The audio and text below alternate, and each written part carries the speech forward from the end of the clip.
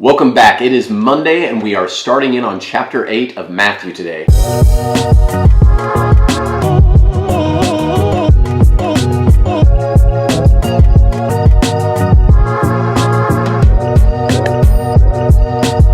Now there's a lot happening in this chapter, but mainly it's Jesus on a healing rampage. Hide your kids, hide your wife, they healing everyone out here. So starting off in chapter 8, we read that right after Jesus is done with his Sermon on the Mount, that a leper comes and meets with Jesus. Now a leper was someone in this day who had the disease of leprosy. It's basically a horrible disease that rots away your body over time. Now look what happens in verses 2 through 4. And behold, a leper came and worshipped him, saying, Lord, if you are willing, you can make me clean. Then Jesus put out his hand and touched him, saying, I am willing, be cleansed. Immediately his leprosy was cleansed, and Jesus said to him in verse 4, See that you tell no one, but go your way, show yourself to the priest, and offer the gift that Moses commanded as a testimony to them. Now notice Jesus touches the leper, which was technically forbidden by the Old Testament law, but then at the end of the passage, Jesus tells the man to go present himself to the high priest as instructed by the Old Testament law. So what is Jesus doing here? Is he just picking and choosing which laws to obey and which ones to ignore? No, what he's doing is demonstrating his authority over both disease and the law, but he balances his authority over the law with his commitment to it. All right, now look over at verses 5 through 8. In verse 5, Now when Jesus had entered Capernaum, a centurion came to him pleading with him, saying, Lord, my servant is lying at home paralyzed, dreadfully tormented. And Jesus said to him, I will come and heal him. The centurion answered and said, Lord, I am not worthy that you should come under my roof, but only speak a word, and my servant will be healed. For I also am a man under authority, having soldiers under me, and I say to this one, go, and he goes, and to another, come, and he comes, and to my servant, do this, and he does it. Now look at what Jesus says in verse 10. When Jesus heard it, he marveled, and said to those who followed, Assuredly I say to you, I have not found such great faith, not even in all of Israel. And then in verse 13, Then Jesus said to the centurion, Go your way, and as you have believed, so let it be done for you. And his servant was healed that same hour. Now this is pretty cool what happens here. This centurion was a Roman military officer, and most likely he was in charge of around 50 men. But what he says actually impresses Jesus with his faith. See, Jesus thinks this guy is going to ask him to come somewhere to heal his servant, but the centurion is so convinced of Jesus' authority and power that he essentially tells Jesus that it's not necessary for him to come anywhere. He's telling Jesus, I know all you have to do is speak and it will be done. So just do that and save us a trip. It is this kind of faith in God that makes things happen. Notice that the centurion isn't worried or desperate. He simply acknowledges that this is a piece of cake for Jesus to do. And his actions say to Jesus, I know who you are. Now, right after the centurion, Jesus heals Peter's mother-in-law of a fever. And then after this, in the evening, he heals even more people and sets demon-possessed people free. Now, honestly, if you look at all the stuff that Jesus is doing here, it should become obvious that Jesus was a hustler. I mean, he just finished preaching the Sermon on the Mount, and now he's nonstop healing people, even into the evening. You know what I think this shows us more than anything? Jesus' compassion for people. As long as he had the energy, he was going to help people. All right, two more things to look at in this chapter. Turn to verses 23 through 27. Now this is talking about Jesus and the disciples. When Jesus got into a boat, his disciples followed him, and suddenly a great tempest or storm arose on the sea so that the boat was covered with the waves, but Jesus was asleep. Then his disciples came to him and awoke him, saying, Lord, save us, we are perishing. But he said to them, Why are you fearful, O you of little faith? Then he arose and rebuked the winds and the sea, and there was a great calm. So the men marveled, saying, Who can this be, that even the winds and the sea obey him? Now, isn't the disciples' response interesting here? They're still asking, who can this be? Because they still don't realize yet that Jesus is the Messiah. Sure, they believe he's a powerful rabbi being used by God, but they still don't yet know who he is. All right, finally, let's read verses 28 through 32. Now listen to this crazy story. When he, talking about Jesus, had come to the other side of the country, so this is after they were in the boat, after they've crossed to the other side of the Sea of Galilee, to the country of the Gergesenes?